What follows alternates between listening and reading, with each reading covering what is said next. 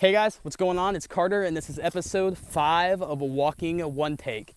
And so I'm taking a little break right now. It's actually not very sunny, but while I was trying to walk and do this video, it was like super sunny and like the lighting was all off. So I'm just gonna take a quick little break here and just to make this video. And so today's topic is actually gonna be answering a question that I got via email, and it was actually from someone who downloaded my free beginner's fitness plan. And if you're interested in getting that, I'll put the link in the description below.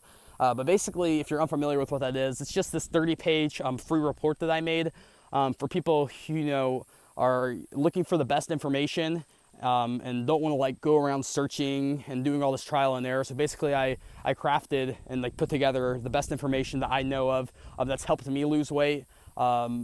To help others, and it's just for free, and you can download it. It's just going to tell you all about weight loss, nutrition, and exercise that will best support your fat loss results.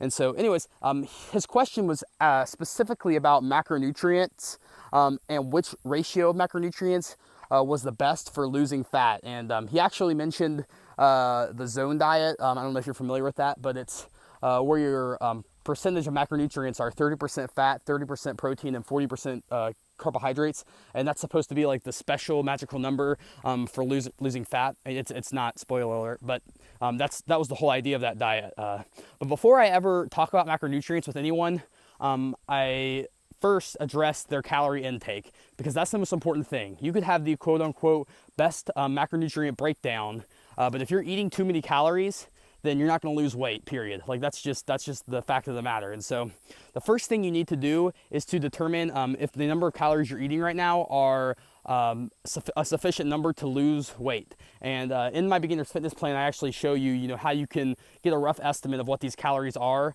for you personally. But in the end, it's always going to be, manipulating it. You're spending a week eating a certain number of calories, and if you lose too much, adding a few back. If you don't lose any weight, taking some away. And so it's a little bit of trial and error, but that's going to be the most important thing to do for making progress.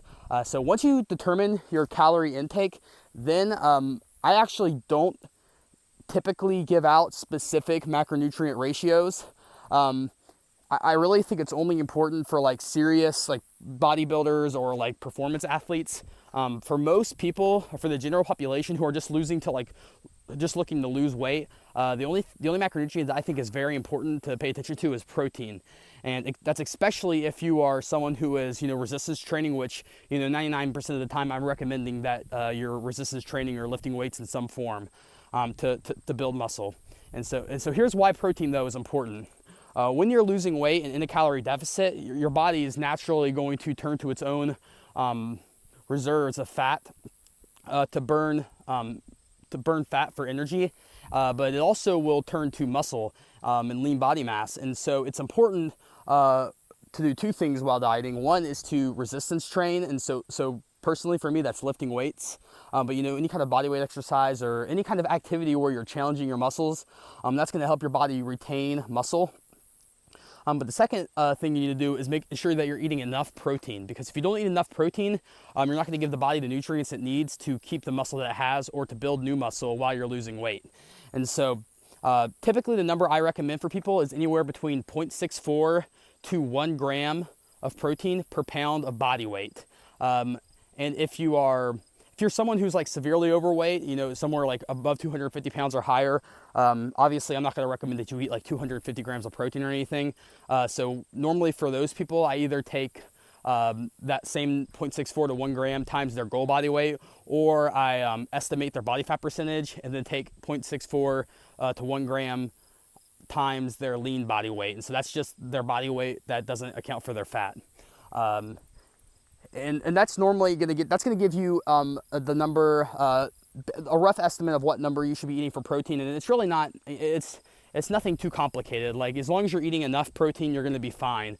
So personally, like I try to get anywhere between like 120 to 130 grams of protein a day. And for most people, I see like anywhere between 70 grams to 150 grams is normally the range where I'm going to see people eating protein. And so yeah, basically that's all I do in terms of macronutrients. Just focus on your calorie intake, and then focus on getting enough protein, and then getting a balanced ratios of carbohydrates and fats. Like obviously you shouldn't go super low in fat, and I don't recommend going super low in carbohydrates just because I don't like ketogenic diets or low carb diets. I don't think that they're good. for long-term adherence, or nor are they like enjoyable just for living life. So yeah, hopefully this answered your question. There really is no magical macronutrient split. What's important for losing weight is just determining your calorie intake and ensuring that you're eating in a calorie deficit, and then also making sure that you're eating enough protein to support recovery from the gym and you know, your muscles while you're losing weight. And so you can ensure that most of the weight that you do lose comes from body fat and not muscle. And so hopefully this video was useful. If you liked it, please give it a thumbs up. And if you want to see more, hit the subscribe button down below. And yeah, I'll see you guys in the next video.